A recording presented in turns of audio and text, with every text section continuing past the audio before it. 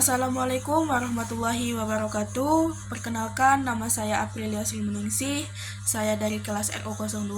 Di sini saya akan menjelaskan asal-usul bahasa. Asal mula bahasa pada spesies manusia telah menjadi topik perdebatan para ahli selama berabad-abad.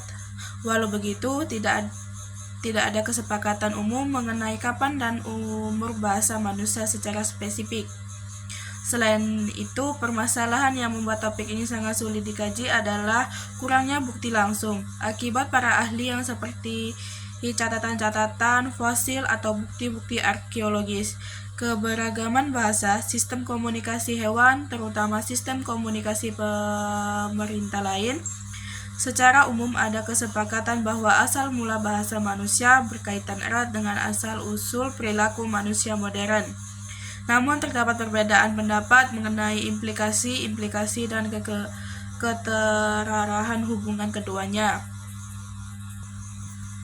Adapun pendekatan terhadap asal mula bahasa dapat dibagi berdasarkan asumsi dasarnya. Teori kelanjutannya merupakan teori yang dilandaskan pada gagasan bahwa bahasa sangat kompleks sehingga tidak dapat dibayangkan timbul begitu saja dari ketiadaan dalam bentuk akhir seperti sekarang.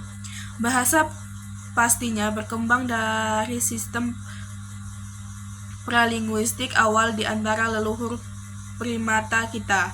Sementara itu, teori kata keberlanjutan didasarkan pada gagasan yang berlawanan, bahwa bahasa adalah suatu sifat yang unik sehingga tidak dapat dibandingkan dengan apapun yang ditemukan pada spesies selain manusia, dan oleh karena itu, bahasa pasti muncul secara tiba-tiba selama perjalanan evolusi manusia.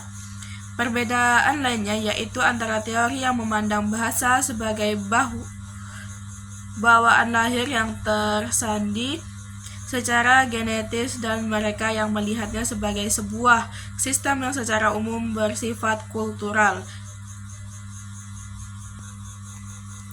Noam Chomsky adalah pendukung utama teori kata berlanjutan.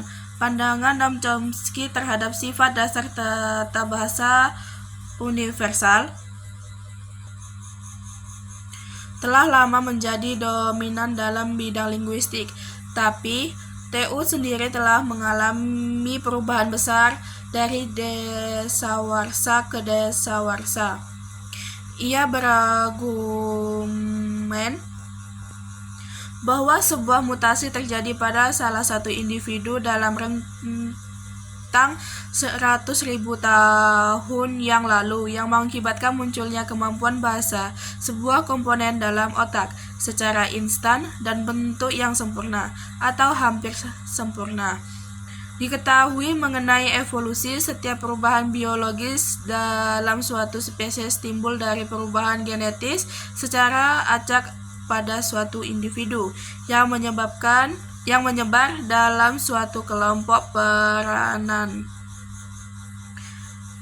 Kedua, berdasarkan sudut pandang komputasi dalam teori bahasa, satu-satunya perubahan yang dibutuhkan dalam kemampuan kognitif untuk membentuk dan memproses struktur data rekursif dalam pikiran properti dari infinitas discrete yang memberikan otak manusia suatu properti infinitas discrete secara esensial, merupakan loncatan yang menyebabkan dapat menghitung dari bilangan n dengan n adalah bilangan pasti sampai mampu menghitung sampai bilangan tak terbatas.